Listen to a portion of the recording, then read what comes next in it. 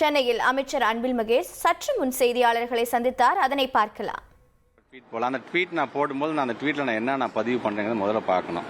அதில் வச்சிருக்க தரவுகள் எதுவும் நாங்கள் இங்கே உட்காந்துக்கிட்டு தயாரித்த தரவுகளை இது ஒன்றிய அரசாங்கத்தோட தரவு. ஆமாம், நாங்கள் இந்தந்த மாநிலத்துக்கு தான் முதல் தவணை கொடுத்துருக்கோம், இந்தந்த மாநிலத்துக்கு ரெண்டாவது தவணை கொடுத்துருக்கோம், இந்தந்த மாநிலத்துக்கு ஒரே ஒரு தவணை தான் கொடுத்துருக்கோங்கிறத முழு லிஸ்ட்டையுமே நான் அதில் போட்டிருக்கேன். அது நீங்களுமே ஒன்றிய அரசுலேருந்து அந்த டீட்டெயில்ஸ் நீங்கள் வாங்கலாம்.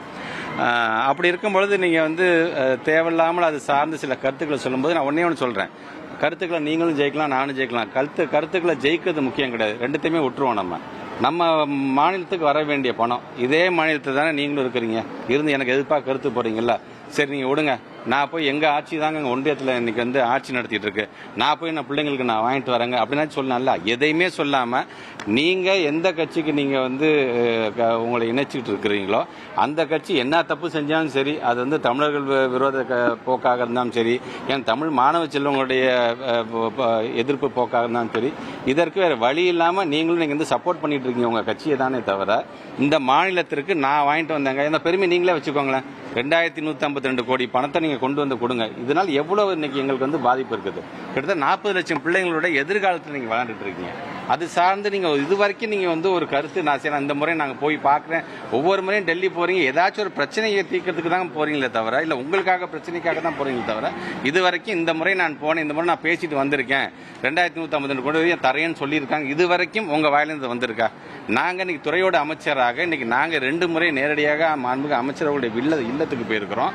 நாடாளுமன்றத்தில் ஒவ்வொரு எம்பியும் அழைச்சிட்டு போய் நாங்க கேட்டிருக்கோம். எல்லாத்துக்கும் அவங்க சொல்றது என்ன, பிஎம்சியில கையில் பிஎம்சி இது ஒன்னா, எஸ்எஸ்சிங்கிறது 2018 நமக்கு வழங்க வேண்டிய நிதியை பிஏபி அப்ரூவல் ஆனது பணத்திலிருந்து 60% வழங்க வேண்டியது இது நடந்துகிட்டே தான் இருந்துச்சு. சம்பந்தமே இல்லாமல் 2023 இந்த பிஎம்சின்னு ஒன்று வருது, அதையும் நீங்கள் சேர்த்துக்கோங்களேன், அதையும் நீங்கள் சேர்த்துக்கிட்டீங்கன்னா நாங்கள் பணம் தரமே. அது என்ன இருக்கு மெயினாக என்இபி சார்ந்த எல்லா சரத்தையும் உள்ள கொண்டு வரீங்க, மும்மொழி கொள்கையை உள்ள கொண்டு வரீங்க. இல்லை சார் இதெல்லாம் ஏற்க முடியாது சார் எங்களால் அப்படின்னு சொல்லும் பொழுது அப்போனா நீங்கள் கையெழுத்து போட்டு பணத்தை வாங்கிட்டு உங்கள் பணம் அப்படியே தான் இருக்குன்னு சொன்னாங்க. இன்னைக்கு என்னாச்சு, பணத்தை கொஞ்சம் கொஞ்சமாக ஒவ்வொரு மாநிலத்துக்காக நீங்கள் பிரித்து தர வேலையை தான் அவங்க செஞ்சுட்டு இருக்காங்க. இதை தான் ஆதங்கத்தோடு சொன்னோம்.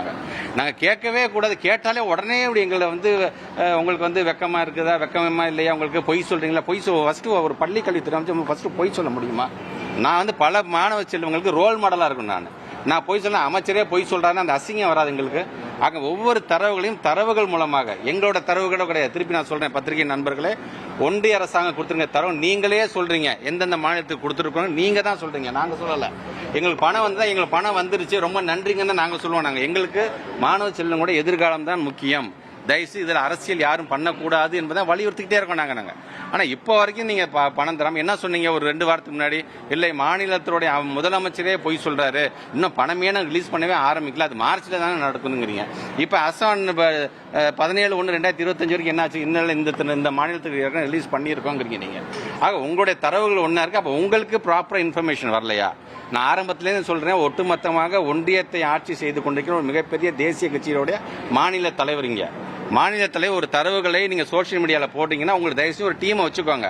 அந்த டீமை வச்சுக்கிட்டு இது கரெக்டா நடக்குது. ஏற்கனவே என்ன பண்ணீங்க, இந்த பள்ளிக்கு அரசு பள்ளிகள்லாம் தனியார் பள்ளி தத்தெடுக்க போகுதுன்னு சொல்லி பெருசா பண்ணி அப்பயே நான் சொன்னேன், நான் தனியாக ஒரு டீம் வச்சுக்கோங்க. அடுத்தது என்ன பண்ணீங்க, விழுப்புரத்தில் ஏதோ 2 பிள்ளைங்க வெளியில ஓடையில தண்ணியை பிடிச்சி கழுவிட்டு இருக்காங்க. அந்த பசங்களே சொல்றாங்க, நாங்க பாட்டு ஸ்கூல்ல இருந்தாங்க, வெளியில 2 அண்ணன் எங்களை கூட்டிட்டு போய் வீடியோ எடுத்து இந்த மாதிரி நீ பதிவு சொல்லியா அப்படின்னு சொல்றாங்க. அதுக்குள்ள அவசரப்பட்டு நீங்க அதுக்கும் ஒரு பதிவு போறீங்க. நீங்க இந்த 44 கூட இவர் என்னதான் பண்ற, 44 கூட என்ன பண்றாரு, அன்பில் மகேஷை விட்டுருங்க. ஆர்டிஐ ஆக்ட்னு ஒன்று இருக்குல்லங்க, ஆர்டிஐ ஆக்ட்ல போட்டு தமிழக அரசாங்கம் 42 கோடி ரூபாய் ஒதுக்கீடு செஞ்சிருக்கு. இது வரைக்கும் இது எங்க போயிருக்கு தயவுசெய்து அவரே பார்த்து உங்கள்கிட்ட அந்த ரிப்போர்ட் கொடுக்க சொல்லுங்க. நாங்க என்னென்ன செஞ்சிருக்கோம், எங்க நாங்க செய்யணும்னு சொல்லுங்க. செய்யாத இடத்தையும் செய்வதற்கு நாங்கள் காத்துக் கொண்டிருக்கின்றோம். ஆனா எதுவுமே செய்யாம நீங்க உங்க ஒன்றிய அரசு என்னென்னலாம் தமிழகத்துக்கு எதிர்ப்பு போக்க செஞ்சுட்டு இருக்குதோ அந்த போக்குக்கு நீங்க ஒத்து உதறதாகத்தான் இருக்கீங்களே தவிர இது வரைக்கும் தமிழ்நாட்டில் இருந்துகிட்டு நான் தமிழக மாணவ இதை நான் கொண்டு வரேன், நீங்க தைரியமா இருங்க, நமக்குள்ள கொள்கை ரீதியாக எவ்வளவு வேணா இருக்கலாம், எவ்வளவு வேணா கருத்து வேறுபாடுகள் இருக்கலாம், எப்படி வேணா நீங்க பேசிக்கலாம். ஆனால் அதெல்லாம் கடந்து கல்வி என்று வரும்பொழுது டைமிங் ரொம்ப முக்கியம். அந்த டைமிங்கான அந்த பணம் வரவில்லை என்று சொன்னால் இது சார்ந்து பல்வேறு திட்டங்கள் தடைப்பட்டு போய் நம்முடைய அரசாங்கத்திற்கு தேவையில்லாம ஒரு நிதி நெருக்கடி, செயற்கை நிதி நெருக்கடியை தர வேண்டிய அந்த வேலையை தான் நீங்க செஞ்சிட்டு இருக்கீங்க. இது காலங்கள் 2 நாளா நாடாளுமன்றமே பத்திக்கிட்டே இருக்கு இந்த இஷ்யூனால. நம்முடைய மாண்புமிகு நாடாளுமன்ற உறுப்பினர் கனிமொழி அம்மா அவர்கள் அதை பற்றி பேசியிருக்காங்க. நேற்று தமிழச்சி அக்கா எம்பி அவங்க பேசியிருக்காங்க. எல்லாமே இதை சொல்கிறாங்க. இன்னைக்கு இதை வலியுறுத்தி சொல்லும் பொழுது எங்கள் பணத்தை மற்ற மாநிலத்துக்கு பிரித்து கொடுக்குறீங்கன்னு நாங்கள் வந்து அடியாக அடிச்சுக்கிறோமே, சரி நீங்கள் கொஞ்சம் அமைதியாக இருங்க, நான் அந்த பணத்தை நான் வாங்கி தரேங்க, மற்ற நம்ம அரசியல் நம்ம அப்போ தேர்தல் நம்ம பார்த்தேன். இது வரைக்கும் ஏதாச்சும் ஒரு ப்ரொடக்டிவாக சென்சிபிளாக ஒரு கருத்து சொல்லியிருக்காரான்னு நீங்களே நீங்கள் கேளுங்க. நீங்கள் இந்த வரைக்கும் நான் சொல்கிறேன், இந்த வரைக்கும் நான் எந்த அரசியல் கட்சி தலைவர்களையும் இது வரைக்கும் பத்திரிகைகள் உங்களுக்கே தெரியும் யாரையும் அக்யூஸ் பண்ணி நான் பேச மாட்டேன். நான் அக்யூஸ் பண்ணி அவசியம் இல்லை. என் தரவுகள் எனக்கு பேசும். என் தரவுகள் மூலமாக தான் எடுத்து சொல்லணும் நான் பார்க்குறேன். நான் அப்படிப்பட்ட ஒரு நல்ல ஒரு விவாதமாக ஆரோக்கிய விவாதமாக அவர் வைக்கின்ற பட்சத்தில் எங்களுக்கான தரவுகள் தர முடியும். இல்லை நீங்கள் தரவுகள் தப்பு இருக்குது, இதில் கொஞ்சம் மிஸ்டேக் இருக்குது, இது ஆக்சுவலாக எங்கள் தரவே இல்லைன்னா தரவு இல்லைன்னு சொல்லுங்கள். நீங்கள் நாங்கள் ஒரு தரவு நாங்கள் வந்து அங்கேருந்து டேட்டா எடுத்து கொடுக்குறோம் அப்படின்னா அந்த டேட்டாவை பார்த்ததுக்கு பிறகும் நீங்கள் என்ன சொல்கிறீங்க, சம்பந்தமே இல்லாமல் இல்லை நீங்கள் ஏற்கனவே ஒத்துக்கிட்டு பணத்தை இப்போ நீங்கள் ஏமாற்ற பார்க்குறீங்க, பொய் சொல்கிறீங்க. எப்படி நீங்கள் ஒவ்வொருத்தரும் இங்கே பத்திரிகை நம்பர் உங்கள்கிட்ட நானும் கேட்குறேன். நீங்கள் போய் ஒரு டாக்டர்கிட்ட போய் உங்கள் உடம்பை நீங்கள் வந்து பரிசோதனை பண்ணுறீங்க. அந்த டாக்டர் என்ன பண்ணுறாரு, இந்தாப்பா இந்த ஆப்ரேஷன் உடனே பண்ணுப்பாங்க, நீங்கள் என்ன பண்ணுங்க, இருந்தாலும் எங்களோட செகண்ட் ஒப்பீனியன் எங்களுடைய ஃபேமிலி டாக்டர் கேட்டுன்னு வருவீங்களா? இதை தானே நாங்களும் செஞ்சு என்ன பண்ணாங்க, எங்களிடம் நீங்கள் சொன்னும் பொழுது இந்த பணத்தை தர பிஎம்சியை ஒத்துக்க சார், பிஎம்சியை ஒத்துக்க முடியாது சார், நான் வேணா ஒரு கமிட்டி போட்டு எங்கள் கமிட்டி என்ன சொல்லுதுன்னு பார்க்குறோம். ஏன்னா எங்களை பொறுத்த வரைக்கும் ஒரு நடைமுறைன்னு ஒன்று இருக்குது. ஏற்கனவே மாநிலத்தில் கல்விக்கான நடைமுறைன்னு ஒன்று இருக்குது. அந்த நடைமுறைக்கு இது ஏற்றதான் நாங்கள் பார்க்கணும். ஒரு கமிட்டி போட்டு அந்த கமிட்டி தயவுசெய்து ஒத்துக்காதுங்க. பிஎம்சிங்கிற பேரில் மும்மொழி கொள்கையை உள்ள கொண்டு வர பார்க்குறாங்க. பிஎம்சிங்கிற பேரில் வந்து பல்வேறு என்இபியை அப்படியே உள்ள கொண்டு வேணும் சார், இல்லைங்க இது எங்கள் உகந்ததாக இல்லைங்க, நீங்கள் எப்போதும் கொடுக்க எங்கள் பணத்தை கொடுங்கன்னு சொன்னால் நீங்கள் ஏற்கனவே லெட்டர் எழுதி கொடுத்துறீங்க, ஒத்துக்கிட்டீங்க, ஐயோ அப்படிங்கிறீங்க. ஆனால் இன்னொன்று சொல்றாரு, ஏசர் அறிக்கை அப்படின்னு. ஏசர் அறிக்கை பற்றி இவருக்கு என்ன தெரியும்? ஏசர் அறிக்கைங்கிறது என்ன சொல்ல வருது ஏதாச்சும் இது வரைக்கும் நீங்கள் பார்த்துருக்கீங்களா? பிரதாம்ங்கிற ஒரு ஃபவுண்டேஷன் மூலமாக நம்முடைய தமிழ்நாட்டில் கிட்டத்தட்ட 25 ஃபவுண்டேஷன் சேர்ந்து ஒரு கருத்து எடுக்கிறாங்க. அந்த 25 ஃபவுண்டேஷன் நான் பேரை சொன்னா கூட உங்களுக்கே அது தெரியாது. ஆனால் இதுவே பார்த்தீங்கன்னா உத்தரப்பிரதேஷ், பீகார், குஜராத் போன்றதுல யார் தெரியுமா இந்த சர்வே பண்றாங்க? அங்க இருக்கின்ற டயட், அங்க இருக்கின்ற கல்வித்துறை தான் இந்த சர்வே பண்ணுது.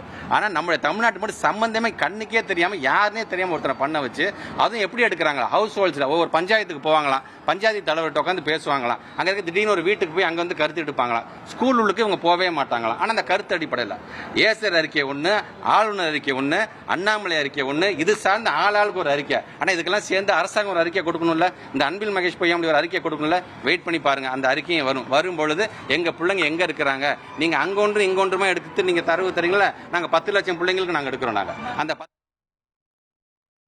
சென்னையில் அமைச்சர் அன்பில் மகேஷ் சற்று முன் செய்தியாளர்களை சந்தித்து மத்திய அரசின் நிதி நிறுத்தத்தால் 40 லட்சம் மாணவர்களின் எதிர்காலம் பாதிக்கப்படுவதாகவும் பல்வேறு கருத்துக்களை தெரிவித்தார். அந்த நேரடி காட்சிகளை பார்த்தோம் நேர்களே.